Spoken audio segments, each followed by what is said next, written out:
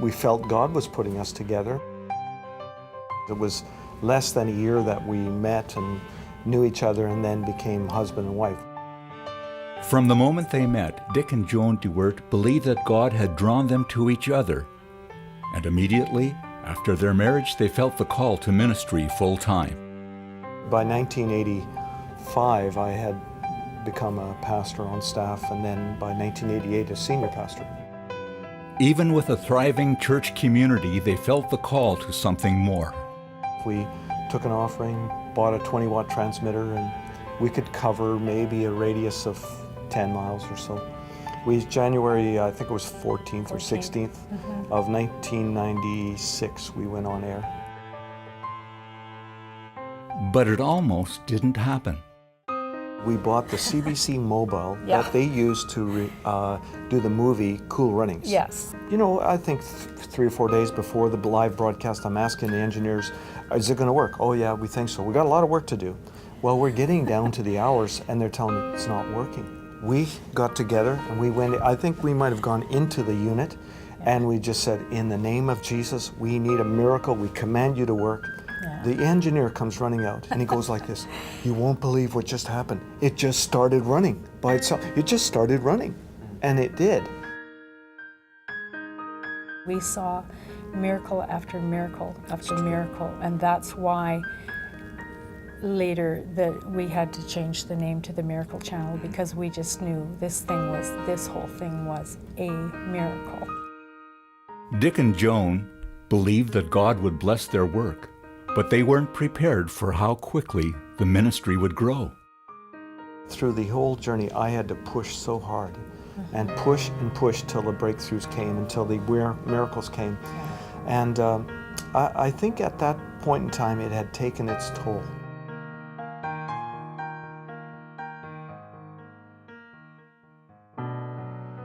I let my guard down and let people get close to me, and closer than they should have been, than my own dear wife, and then I ended up in a trap where I was in an immoral relationship with another woman.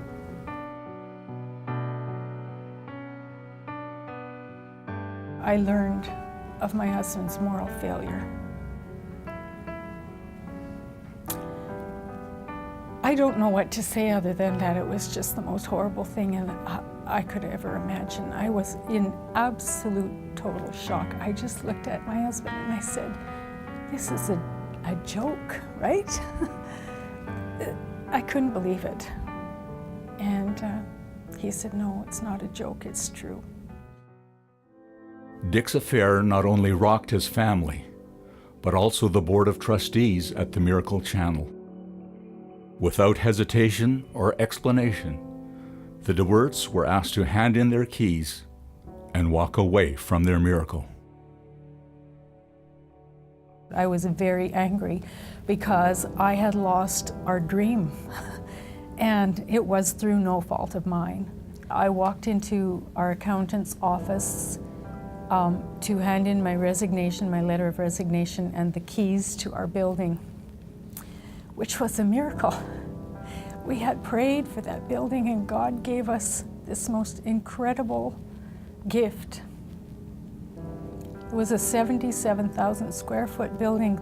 God gave it to us, and we had prayed, we had anointed it. We'd prayed up and down the wheelchair ramp on the way in and out, and we'd believed God for miracles. As people would go in wheelchairs, they'd come out healed, and we had such belief and faith and vision for what God was going to do. And I walked into his office, and we were friends, and I said to him, here is the seed. With their lives shattered, the Deweerts were lost, and Joan was faced with the toughest decision of her life. I chose to forgive, and I chose to stay with my husband, and I chose to model something different. And I said to my friends several times, I said, if we don't model something different than what we've seen in the past with these kind of failures, or what the world has seen, I said, we're going to lose our own children to cynicism.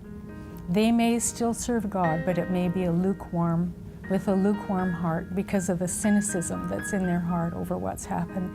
And if that happens, our grandchildren may grow up and never serve God.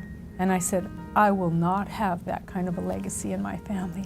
I knew that God was going to bring us through. I knew that yes, there had to be a death and a season where God stripped us of everything. But in the end it says, but if it dies, it bears much fruit. So I chose to forgive, and I chose to walk in forgiveness, and I chose to see God redeem, and it was a good choice.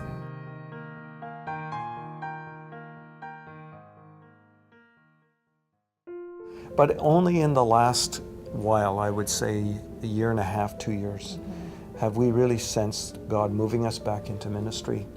We want the presence of God more than ever before. We want to be able to minister to people that have hurt like us. And we don't want them to have the feeling of isolation like we did. Yeah. The feeling of abandonment. We want them to know that they're loved. We love them. We know God always loves them. And there's people that will love them. Dick and Joan Deweert, a love that has lasted through trial and pain. A love built on hope and a love deeply rooted in God. I mean, we really made some strides, and both of us began to feel like, wow, our marriage is better than ever. I feel free today. I have no burden. I have no skeleton in the closet. There's nothing that is there, and that's a freedom that is a delight.